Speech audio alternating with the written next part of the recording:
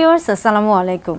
আজকে আপনাদের সামনে আসছে এমন একটি বিষয় নিয়ে যে নারী পুরুষ সকলেরই জানা অত্যন্ত জরুরি এবং তা হলো সহজে অর্গাজম কিভাবে সম্ভব, নারী পুরুষ উভয়ের ক্ষেত্রে কিভাবে সহজে অর্গাজম সম্ভব।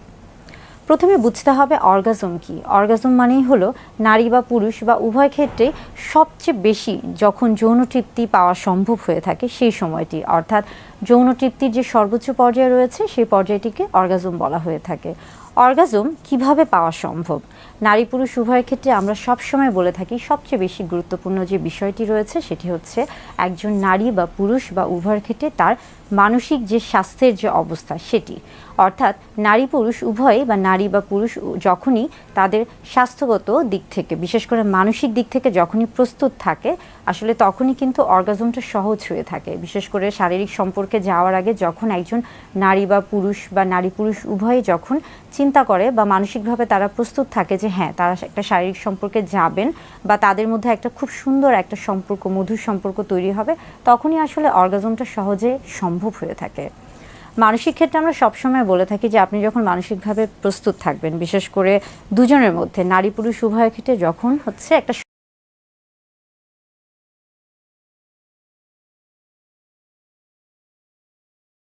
সম্মতি থাকবে বা তাদের মধ্যে যখন একটা যোগাযোগ থাকবে এবং এই যোগাযোগটা এরকম যে দুজন দুজনকে বুঝতে পারা, দুজন দুজনকে ভালোবাসা বা দুজন দুজনের আবেগকে বুঝতে পারা, দুজন দুজনের প্রতি একটা শ্রদ্ধাবোধ তৈরি হওয়া, এই বিষয়গুলি, এই জিনিসগুলি কিন্তু মানসিক বিষয়ের মধ্যে অনেক গুরুত্বপূর্ণ।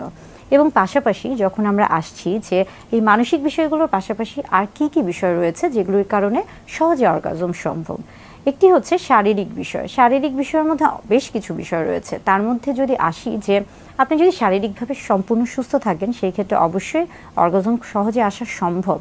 তবে পুরুষদের ক্ষেত্রে যখন আমরা আসছি তখন পুরুষ যে জননাঙ্গ রয়েছে, বিশেষ করে পুরুষ জননাঙ্গের বাহ্যিক যে অংশটি রয়েছে, যেমন আমরা বলে থাকি যে পুরুষ লিঙ্গ বা পেনিসের ক্ষেত্রে বা লিঙ্গের যে মাথাটি রয়েছে সেখানে হচ্ছে সবচেয়ে বেশি যৌন উত্তেজনা বা যৌন তৃপ্তি পাওয়া সম্ভব হয়ে থাকে এবং যার কারণে পুরুষদের ক্ষেত্রে যদি পেনিসে উত্তেজনা তৈরি করা হয়ে থাকে সেই ক্ষেত্রে কিন্তু সহজে অর্গাজম সম্ভব। একইভাবে নারীর ক্ষেত্রে যখন আমরা আসি, নারীর অর্থাৎ স্ত্রী যে জননাঙ্গ রয়েছে তার মধ্যে বিশেষ করে আমরা যখন ক্লাইটোরিসের কথা বলছি, ক্লাইটোরিসের ক্ষেত্রে সবচেয়ে বেশি যৌন উত্তেজনা থাকে ক্লাইটোরিসে এবং এখানে যদি উত্তেজনা তৈরি করা হয়ে থাকে সেই ক্ষেত্রে কিন্তু সহজে অর্গাজম নারীর ক্ষেত্রে সম্ভব। এছাড়া এই অংশগুলো ছাড়াও বা এই অঙ্গগুলো ছাড়াও আরও বেশ কিছু উপায়ে সহজে অর্গাজম সম্ভব হয়ে থাকে।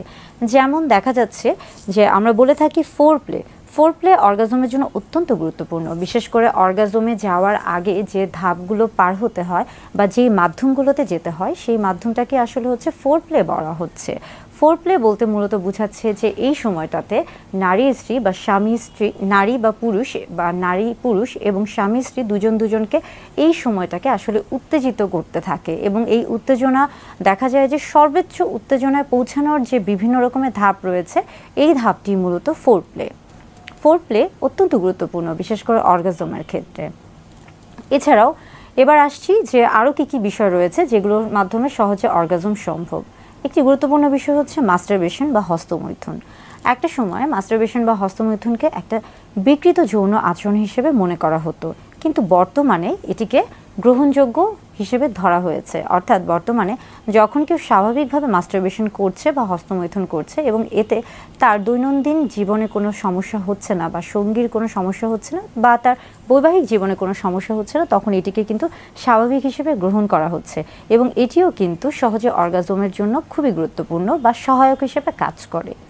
এর পাশাপাশি আসছি যে বিভিন্ন রকমের দেখা যায় যে ভাইব্রেটর, যেটাকে কিনা আমরা সেক্স টয় বলে থাকি, এইটাও কিন্তু খুবই গুরুত্বপূর্ণ বা এটাও কিন্তু হচ্ছে সহায়ক হিসেবে কাজ করে থাকে অর্গাজমের ক্ষেত্রে। এর পাশাপাশি রয়েছে বিভিন্ন রকমের পর্নের ক্ষেত্রে একটা বিষয় খেয়াল রাখতে হবে যে পর্ন হচ্ছে মানুষের দ্বারা তৈরি বা কৃত্রিম উপায়ে তৈরি একটি বিষয় এবং এখানে যেহেতু হচ্ছে অনেক ধরনের কারসাজি বা কারুকাজ করা হয়ে থাকে, অর্থাৎ এখানে অতিরঞ্জিত একটা ভাব থাকে যার কারণে বাস্তব জীবনের সাথে পর্নে কিন্তু অনেক সময় মিল থাকে না, যেটা অবাস্তব হয়ে থাকে বা কাল্পনিক হয়ে থাকে। যদি আপনি এই কাল্পনিক বিষয়ের সাথে নিজেকে হচ্ছে মানিয়ে নেওয়ার চেষ্টা করেন তাহলে সেই ক্ষেত্রে কিন্তু আপনি চরম বিপদে পড়তে পারেন।